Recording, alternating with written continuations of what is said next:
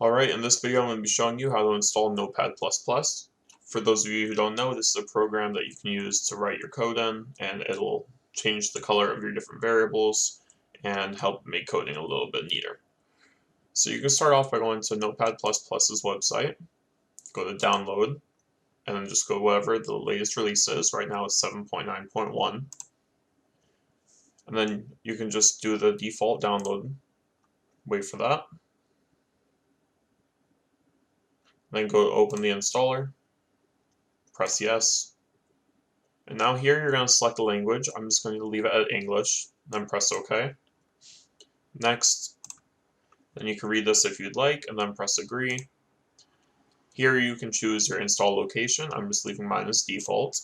And then pressing next, you can leave the default settings as well. And if you want a shortcut on the desktop, then take this off and press install. Now that that's done, we're going to go ahead and press finish, and it'll run on its own. As you can see, we have it installed. It's going to give you this basic message just saying all the latest updates, the things they added. And then to showcase what it does, I'll show you in HTML. So you could change your language by going to language, then finding whichever one you're using. And it will do things based off of different variables of the set language. So for example, if you're doing like the header part where you're doing doctype HTML, you see how it will color code the bracket and such.